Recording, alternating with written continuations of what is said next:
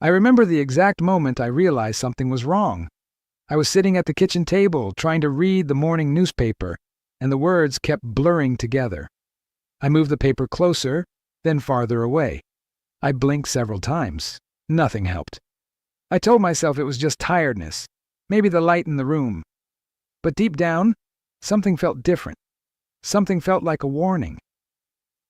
If you are over 60 and you have noticed that your vision isn't quite what it used to be, if reading feels harder than it did a few years ago, if lights at night seem too bright or too scattered, if your eyes feel tired by midday even when you slept well, I want you to stay with me, because what I am about to share changed the way I think about my own eye health completely. For a long time, I assumed these changes were simply part of getting older. That's what everyone says, right? Your eyes are just aging. And maybe that's true, in part. But what if aging wasn't the only reason? What if there was something else, something quiet, something invisible, that was making things worse faster than they needed to be? That question is what started everything for me. I had been living with blurry vision for almost 2 years before I took it seriously. I had my prescription updated twice in that time. I bought better lighting for my reading chair, I reduced screen time, and still, something wasn't right. My eyes would tire quickly. Driving at night had become uncomfortable. I found myself squinting more, avoiding bright rooms, skipping books I used to love because the effort left my eyes aching. Tell me, do any of these sound familiar to you? Write in the comments below what symptom bothers you the most. I read every single message, and I think you'll be surprised how many people feel exactly the same way. It wasn't until a close friend mentioned a specialist she had started seeing that things began to shift for me. His name was Dr. Ethan Walker, and he had spent years working specifically with patients experiencing age-related vision changes. What made him different from other doctors I had seen was this. He didn't just look at my eyes in isolation. He looked at the whole picture. My diet, my daily habits, what I was eating, what I wasn't eating, and how all of that was connected to what was happening inside my eyes. I'll be honest, I was skeptical at first. I had spent decades hearing that vision changes were inevitable.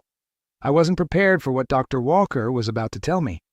He explained something that I had never heard before, not from any optometrist, not from any general practitioner.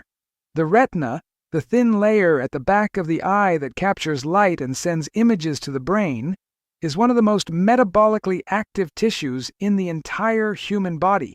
That means it demands a constant and generous supply of specific nutrients just to do its job every single day. And when those nutrients are missing, even partially, the retina becomes vulnerable. It becomes exposed to something called oxidative stress, a kind of slow, silent damage caused by unstable molecules that accumulate over time, accelerating the wear that we tend to blame entirely on age. He asked me a simple question that stopped me cold. When did you last eat dark leafy greens regularly? I thought about it. I couldn't really answer. Somewhere along the way, my diet had drifted. Convenience had replaced variety. And without realizing it, I had been gradually cutting out the very foods that my eyes depended on. Here is what Dr. Walker helped me understand, and I want to explain it as simply as he explained it to me. The retina depends heavily on 2 specific compounds, lutein and zeaxanthin. These are natural pigments found in certain foods, and they concentrate directly in the macula, the part of the retina responsible for sharp central vision. The vision you use to read, to recognize faces, to drive.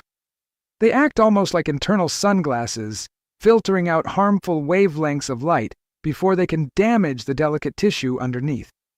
They also work as powerful antioxidants, neutralizing those harmful molecules before they cause the kind of damage that shows up as blurry vision, difficulty with contrast, or sensitivity to glare. The problem, Dr. Walker told me, is that the human body cannot produce lutein or zeaxanthin on its own. We can only get them from what we eat, and as we get older, not only does our ability to absorb nutrients become less efficient, but our diets often become less varied. Many people over 60 simply aren't getting enough of these compounds, not because they're careless, but because nobody ever told them how important it was. I thought about the years I had spent worrying about cholesterol, about blood pressure, about bone density, all important, absolutely. But never once had anyone pointed to my plate and said, "This is also about your eyes." Now here is the thing that I want you to understand clearly, because I think it matters enormously. This is not about a miracle solution. Dr. Walker was very direct about that. Lutein and zeaxanthin are not going to reverse cataracts overnight or restore vision that has already been significantly affected by disease. But they are a foundational support system. They are what your eyes have been designed to rely on.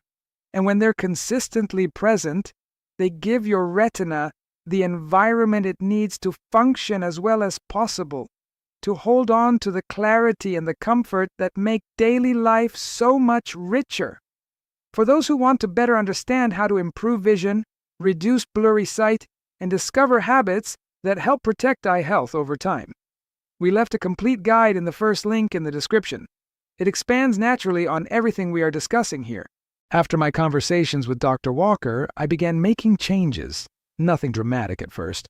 More spinach, more kale, more eggs, foods naturally rich in lutein and zeaxanthin. I paid more attention to how often I was outdoors without protection, how much blue light I was absorbing in the evenings, how much water I was drinking. Since hydration affects the eyes more than most people realize, the changes didn't happen overnight. But within a few months, I noticed something I hadn't expected. My eyes felt less strained. Reading became more comfortable. That persistent ache I used to feel by afternoon became less frequent.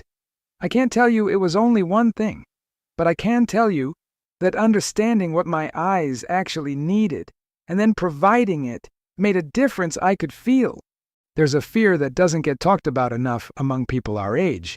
It's the fear of losing independence, of not being able to drive yourself somewhere, of needing someone to read things for you, of watching the world through a lens that keeps getting cloudier.